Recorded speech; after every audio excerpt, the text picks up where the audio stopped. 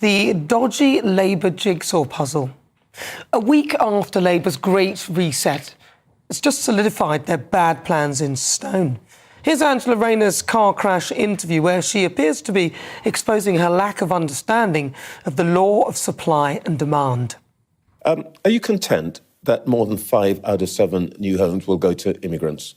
Well, that's not the truth, and that's not the case. That's what will happen? Well, that's not the reality, because we've, where in the particular, in where the 2.5 housing, million immigrants that are in Rachel Reeves' budget figures going to turn up? Where are they going to live? Well, there's plenty of housing in the UK, but the houses, especially social hang on. You can't, on the one hand, say we've got to build this 1.5 million houses and then say there's plenty of housing already. There is plenty of housing, Trevor, already, but there's not enough for the people that desperately need it. So what's the point of building new houses if you haven't tackled immigration? The other day, over 600 people arrived on small boats. I mean, where are they going to live?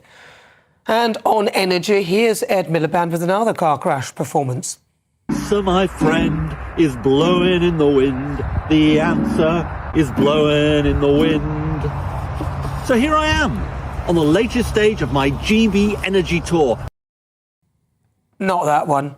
Here he is on LBC yesterday. £43,000 has gone to the Net Zero Department, DESNZ. What's it paid for, Mr Miliband? Well, I've no idea, Nick.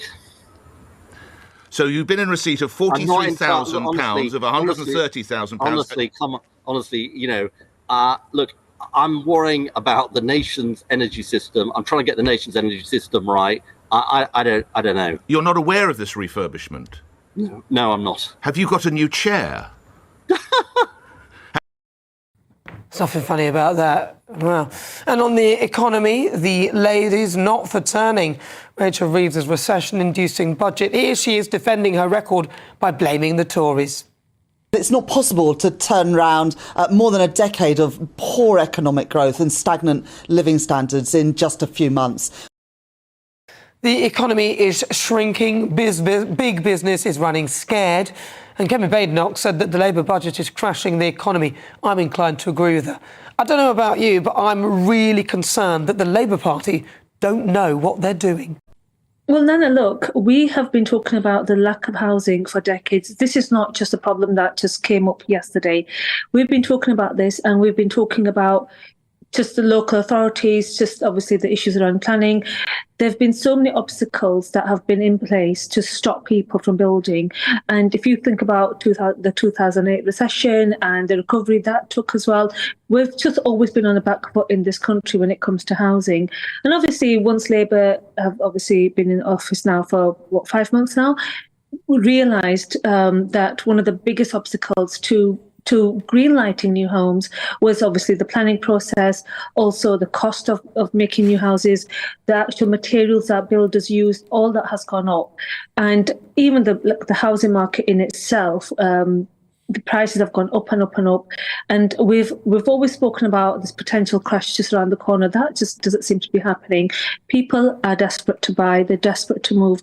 People have been saving to get onto the housing ladder. And obviously, we're an island. Obviously, we've got issues around the land, the supply and demand phrase, just to borrow your phrase, actually. So we're always going to have an issue with the number of housings available for local people, for British people, and then obviously people that are coming to this country. Now, can I just say, I've worked with local housing associations over the last decade or so, and I know how hard it is.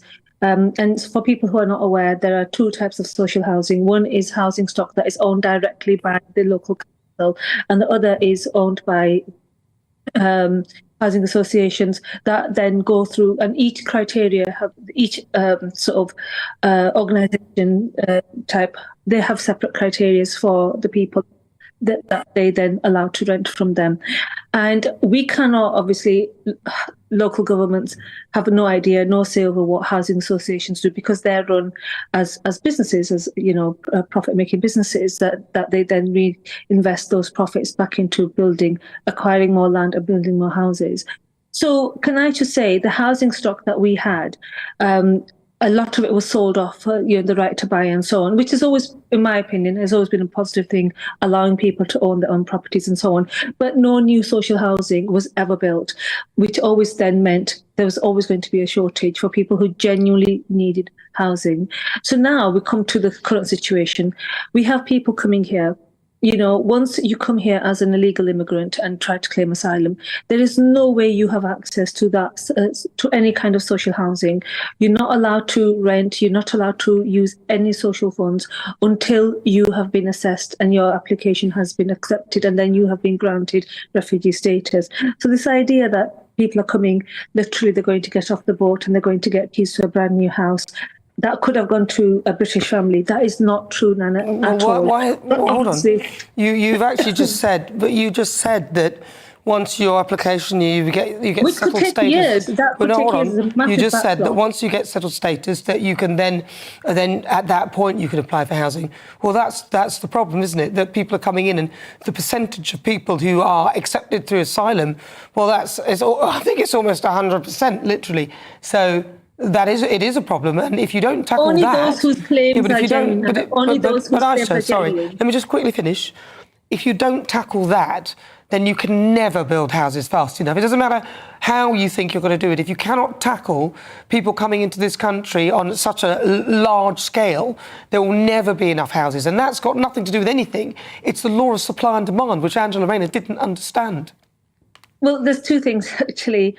First of all, the housing stock that we have that's just empty, basically. I can name 2 houses on 2 streets just from where I live that have been empty for literally over 10 years. Both of those houses, one has been boarded up and another one was basically people had been growing cannabis in there. So there are housing stock available that needs to be brought back into use. This is housing stock people have inherited or people have gone into care, and it's empty. So this is something that's an issue, not just in the north. This is more of an issue down south as well, in Birmingham and in London. Listen, no.